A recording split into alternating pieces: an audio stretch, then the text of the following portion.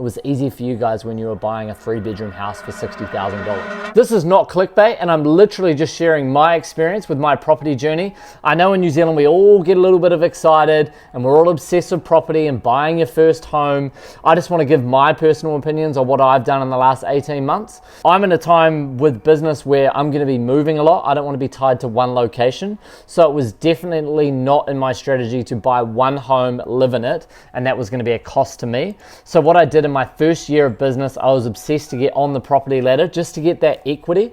And I think from my parents' standpoint, they always drilled into me, it's good to have a home, it's good to have a property, blah, blah, blah. It was easy for you guys when you were buying a 3-bedroom house for $60,000. Hey guys, David here. If you are enjoying the YouTube channel, please make sure, drop a little like, give me the little thumbs up, hit the old subscribe button. I'm going for a G, and I might give away $1,000 at 1,000 subscribers. Please hit the like and subscribe. Anyway, so what I did at the end of my first year at Rapid QS, I dumped $110,000 into a section freehold. That then gave me the ability to lend and do a build on that section. So that was a 176 square meter house. I physically spent, I've got the cost here on this project, $388,000. So I spent $8,700 on a resource consent. My drafty were $6,000. The driveway was $4,500. I had to get an additional resource consent, which is $4,500. The section was too low. We had to build the section up about 600 mil to allow for water runoff. And the physical build cost was coming in at $2,200 a square meter. So my total cost was $3,888. So if I was gonna run my build cost plus all my extras, I think I was $388 plus $122 for the land, plus another 15 for the council, etc., etc. My total all-in cost was $525. Let's round it up to $550. Once that project was complete, I got it reevaluated straight away at $670,000. So since I had put $122K cash in, which has a negative hangover effect on the back of that as well, I'm paying a shitload of personal income tax on that, which I withdrew out of the business. If I kept that in the business, I would have paid a 28% tax, but since I withdrew it, I moved into the TOPS tax bracket, which is around about 37. So I had essentially put in $403,000 into the project once I took off the land, and I got it reevaluated at $670. So I had $270,000 equity straight away. Off the back of that build, I pulled my KiwiSaver out, purchased a property in Wanganui, which is a 3-bedroom house, pre-rented, bought that for $360, and it was renting out at $550 a week. I think that's a 7% yield.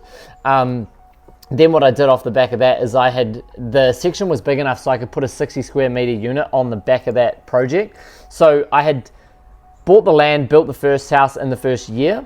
At about month 9, I still had enough equity to buy that first house, withdrew $90,000 of KiwiSaver. So that was $380K, I think, put $90K in. So I had a $290,000 debt on that project. I started getting council consent drawings on that job to put a 60 square meter dwelling on the back. I paid for all of that cash. That was like drafty fees, council fees, and I had to do demolition of a swimming pool, etc. There was a whole lot of shit to clean up. I think I put another $15,000 in there. So by the time I was ready to build on that, I could lend off a fixed price contract from my builder Uppy, shout out, he's the man, for around about $165,000. Once that job was completely finished, I reevaluated that section and I ended up getting it reevaluated at $650. So I'd bought the original for $380, take away the original $90 that I'd put in. I was at $290. I spent about $15K of my own cash in, borrowed $180. So I was again at $470, got it reevaluated at $650, I think. So $650 take away $470.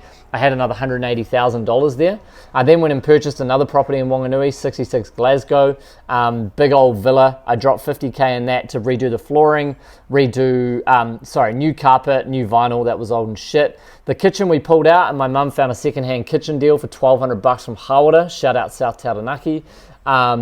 We did a little bit more additional touch-up work in there, painted the whole house, did some electrical work. I think we spent $50,000 in total there. Now, I had pulled some crypto money out of that to pay for that renovation.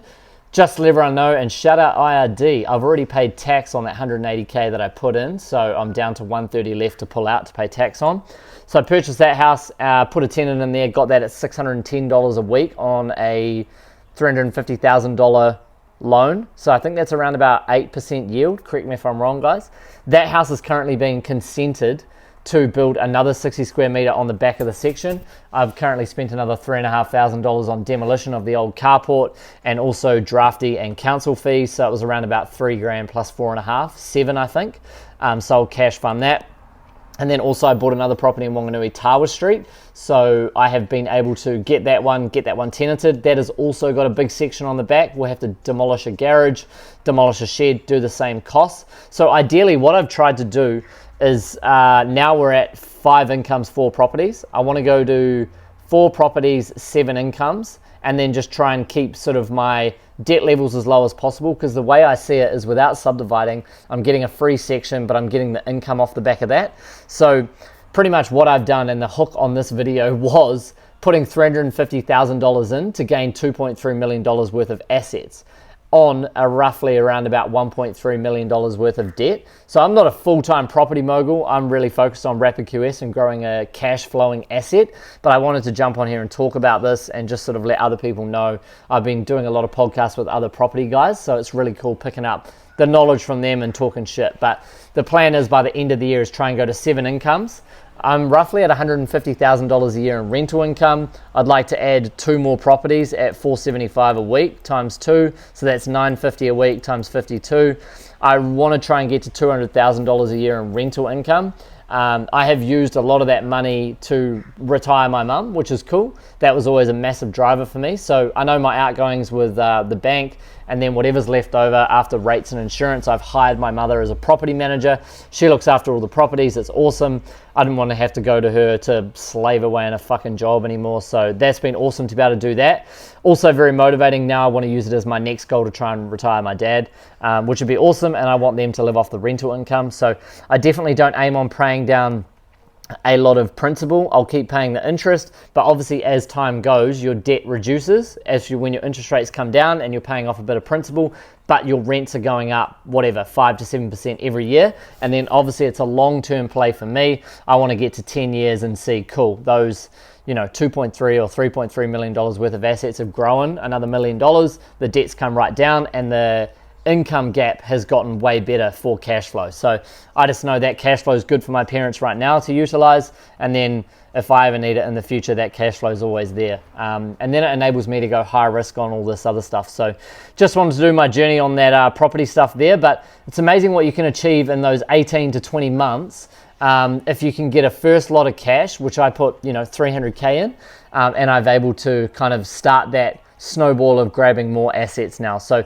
if you're on the property journey, comment below, let me know if you've done anything similar.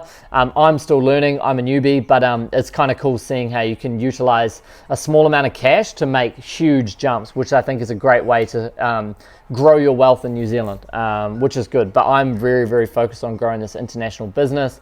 I'm all about cash flow, weekly cash flow, and building a service-based business. So let me know if you enjoyed this video, much appreciated.